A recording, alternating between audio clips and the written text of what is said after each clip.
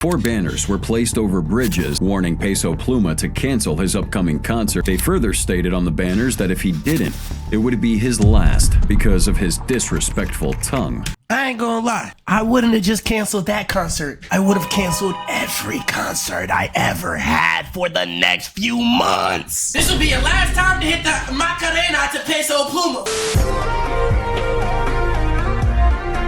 YouTube, what it do, man? It is your boy Abdul up next, and I am back with another video today, man. Yes, Sirski. And in the month of December is December. December is always a good month, bro. It really means we're winding down to the end of the year. Like, it's already about to be 2026. Time is moving too fast. But all I know is this December, I'm coming hard. December, I'm coming hard. Pause though. Pause on that. But yeah, I want to start back streaming this month. So when y'all on winter break, expect to see some streams from me. I will get consistent there. And best believe y'all getting a video every day on this channel this month. Hopefully y'all can get a video every day on more Abdul up next too. But today we have a video called 5 times rappers mess with the wrong cartel members. I'm very confused. Why did they say rappers mess with the wrong cartels? There is not no right cartel to mess with. I'm more scared of cartel members than gang members. If a cartel come around me and say the N-word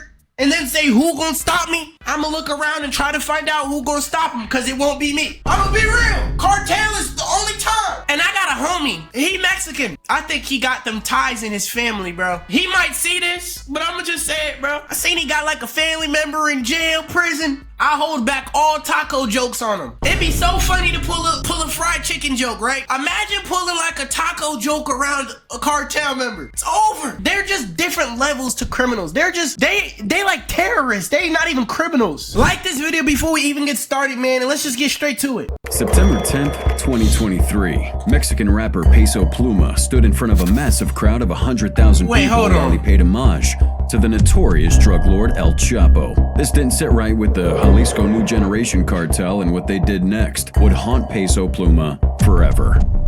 Here are 5 times rappers messed with the— He tried to pay homage to El Chapo? I don't understand. Why are we paying homage to El Chapo though?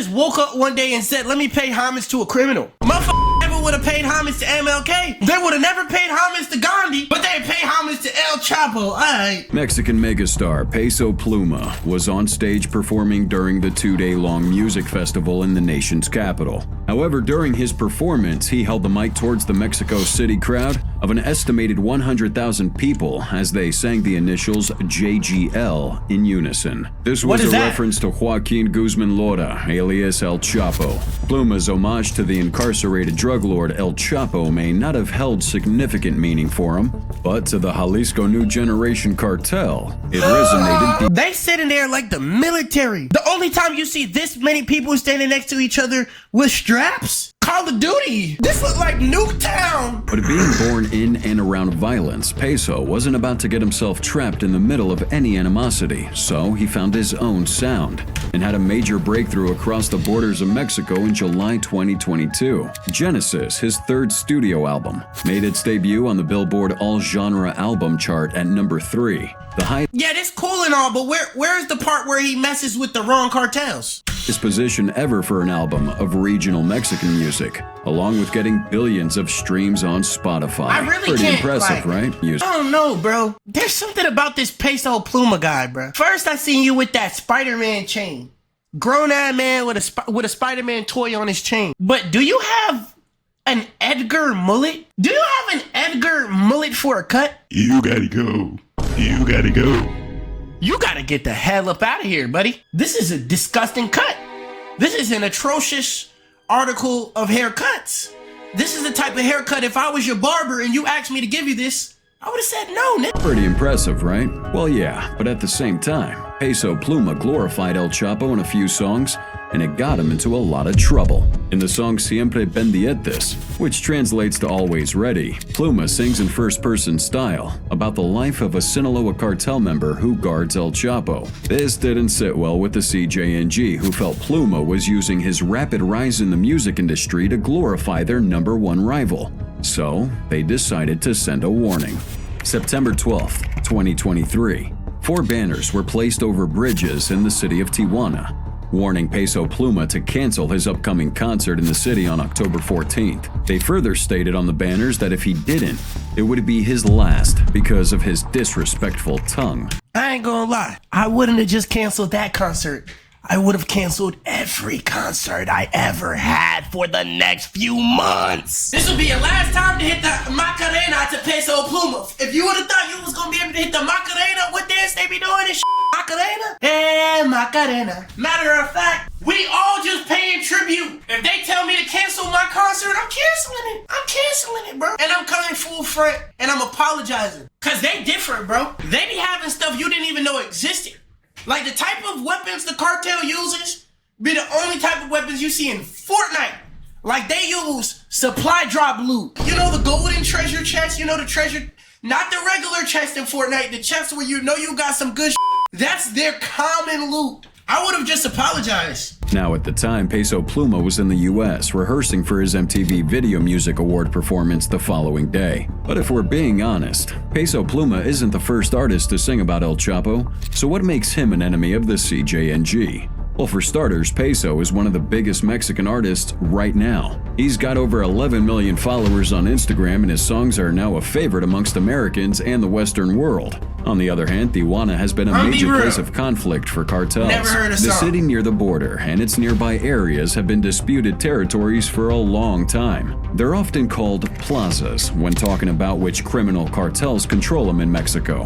The modern drug wars in the city began in the late 80s and 90s when the Guadalajara cartel split, leading to groups led by El Chapo and Ismael El Mayo Zambada in Sinaloa and the Arellano Felix family in Tijuana.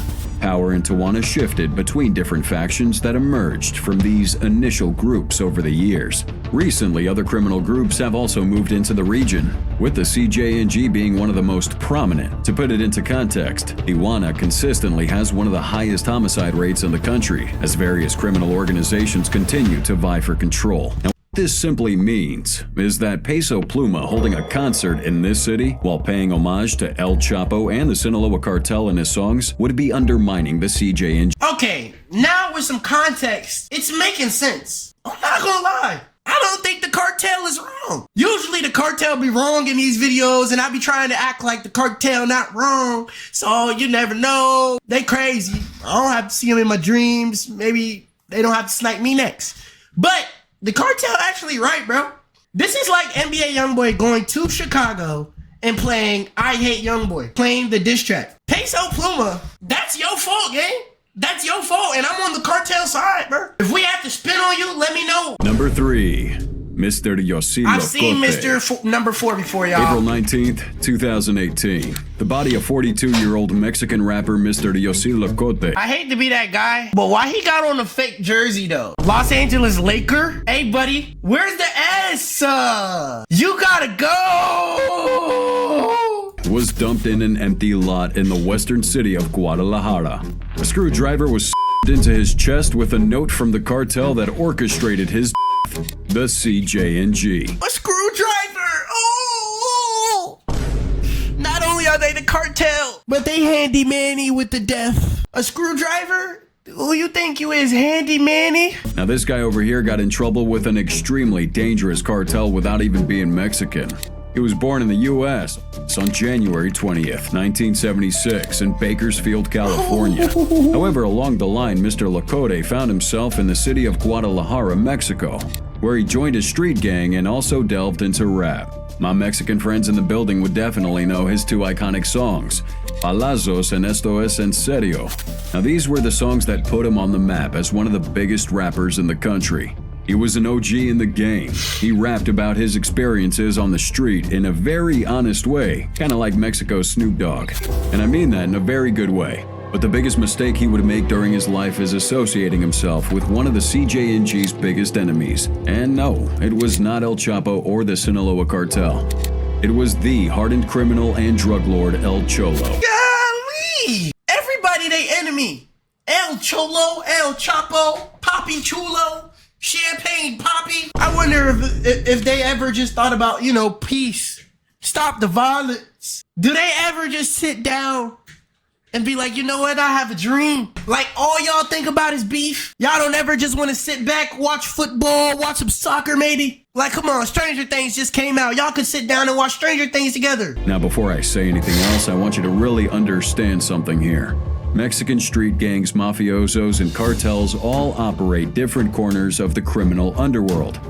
They may come across a dealing or two, but they're all separate entities, and they barely cross each other's boundaries.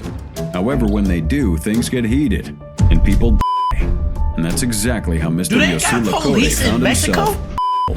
Now, he was a member of LA's street gang Florence 13. Mr. Yosie Locote was a high-ranking member of Florence 13. Despite being a hip-hop star, he aligned himself with another group called the Sureños, a Southern California gang linked to the Mexican mafia. They would flaunt like they don't care about nothing but the damage, the dirt done. Like, bro, all of they fits ass. Like, come on, you gonna spin me because I think you fit trash? That's crazy. That's crazy. If I get spun on for saying they fits trash and they chopped, I'ma apologize again, bro. I'm sorry. Y'all spending all this time around each other. What about the hus? What about woman? You dying for another man. That's not your family. You spinning the block for a guy that you don't even know. Like, everybody here in this photo don't know each other like that. So why are you willing to die for them? I could never do this gang shit, bro. blue bandanas associated with the Sureño gangs and adopted what is known as the Cholo dress code, involves carrying shaved heads and wearing baggy tee. Like, y'all have a dress code of being bald. Who purposely goes out their way to be bald for another man? What you mean? Look at the dude on the left, bro. His shirt long enough to be a dress. His shirt long enough to be a dress. And then you a gang member, but you got your shirt tucked in? That's like some school uniform. The dog not even posing for the camera. The dog scared his own self. Like, he scared his damn self right now. However, as I explained, the cartels— Look at his mustache on his face. Ew. You got pubes on your face, gang. Ain't getting no He ain't even thinking about girls. He ain't thinking about his improvement, his validation from the men. He's doing it for the men. Look at him. See that mustache on his face? Come on, he ain't even thinking about a woman with a mustache like that. He's doing it for the men. But after U.S. rap label Circulo Asesino signed Mr. Yosie Locote, and he released his first album in 2012 titled 13 Hood Rules, things would fire up. The Florence 13 fought to gain more territory in Guadalajara, and at the same time, the CJ&G were relatively new to the city. Now, these guys were behind massacres. They had deadly ambushes of security forces, and even rocket launcher attacks on several military choppers. But the one thing that CJ&G did to calm the storm was kidnap Mr. Yosie Locote, April 17th, 2018, 2 days before his lifeless body was found. Mr. Yosie Locote was kidnapped from a local market in Guadalajara. His kidnap was orchestrated by the CJ&G, and as much as I hate to say it, that was a very calculated move from the cartel. They knew one of the major reasons behind the sudden rise of the street gang in the city was because of Mr. Locote's influence in the area. So if he was gone, there'd be nobody for his associates to look up to, making it easier for them to come in and sweep the gang out. And in typical CJ&G style, they wouldn't just shoot a bullet straight to his head. They would hold him down while mercilessly stabbing him to with a screwdriver. Do you see all of the weapons in this video? And they chose to use a screwdriver. That's passion. That's dedication. That man is dedicated to his job. Bro, they could have made it easy. They got all of them weapons right there. What did you choose a screwdriver for? At that point, ending somebody's life has to be getting a kick out of you, man. It has to be getting you bricked up. It has to be getting you bricked up. They didn't stop there. They left a note, like they always do. But this one read, "This is gonna happen to all those who keep supporting Cholo." While fans demanded justice, no one has been charged with this murder. And although the death— My genuine question is there just like not police in Mexico? Do the police even like try? Do the police even attempt to do anything about the cartel? Or do they just let them have it? The police probably be apologizing to the cartel, man. If you go to jail in Mexico, oh man, I just know the jail site is full of them. Going to jail in Mexico automatically, man, you better not drop the taco. To end this video, I just want to say I have so much open respect to the cartel, so much open respect to every Mexican out there in this world. I love all of them. I'm sorry to the cartel. I just want to openly apologize to the cartel. I'm sorry. Look. I do. I'm already on my knees, bro. Don't spin me. Please don't spin my block. Please don't spin my block. Please don't feel like it's beef, cartel. It's not. I'm sorry, bro. If you want to get me, my hands are behind my back now. Like this video, please. In the comments, say what you want to say, bro. You say something, bro. I'm gonna read these comments because I need more context on this. I think this might be my last time reacting to the cartel because it's just too scary, bro. Shout out to these 4 people right here. If you didn't know, I give a shout out to 4 people at the end of every video. And if you want a shout out, you can. You can get one. Just like this video and let me know you did in the comments. I will pick 4 lucky people to get a shout out. Yes, there will be a video on my backup channel. It's December, bro. I'm trying to go my absolute hardest, give my absolute best. So yes, consistency will be this month. Streaming will be back this month too.